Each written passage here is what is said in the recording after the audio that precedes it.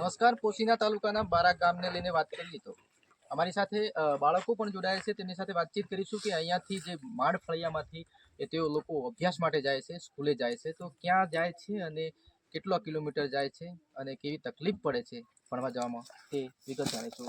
શું નામ છે તારું? મારું નામ પરમાર ગીતાબેન નાથાભાઈ છે. હું ધોરણ 8માં ભણું છું. અહીંયાથી મને જતાં કોઈક વાર 12 વાગી જાય છે. એટલે શાળામાં જઈશ તો સર પૂછે છે કે આટલી મોડી કેમ આવી? એટલે મેં કીધું ઘરથી મોડું થઈ ગયું, રસ્તો બહુ દૂર છે એટલે આવતા 5-6 કિલોમીટર જેટલો છે એટલે.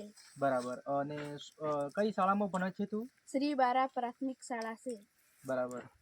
તો સરકારને તારે શું કહેવું છે? ખરેખર નજીક સ્કૂલ બનવી જોઈએ કે પછી આ રસ્તો બનવો જોઈએ? મારે કહેવાનું છે કે રસ્તો બનવો જોઈએ અને અહીંયા શાળા બનવી જોઈએ. એટલે અમારે અહીંથી આટલે જ આવવું જોઈએ. જી બિલકુલ. તો દોસ્તો, અમારી સાથે બીજા પણ બાળકો જોડાયા છે, વિદ્યાર્થીઓ છે અને શાળાએ ભણવા માટે જતા હોય છે. તેમને બી ખૂબ જ અહીંયાથી મુશ્કેલી પડતી હોય છે. શું નામ છે તારું? મારું નામ પરમાર ભુરાભાઈ લાલાભાઈ છે. બરાબર. સ્કૂલે કેટલામાં ભણે છે તું? 8માં ભણું. 8માં ભણે છે. અને અહીંયાથી શું તકલીફ પડે છે ભણવા જવા માટે તમને? ને ભણવા જવામાં કેટલી તકલીફ પડે છે? ચાલીને જાઓ છો? હા, ચાલીને જ જાય છે. પડતા જઈએ છે અને લાગે પણ છે. બરાબર છે. તો તમને અહીંયા સ્કૂલમાં તમારા શિક્ષકો સારું ભણાવે છે? હા. તમારી શું માગણી છે તમારી? હા, મારી રોડની અને વીજળીની માગણી છે અને શાળાની. બરાબર.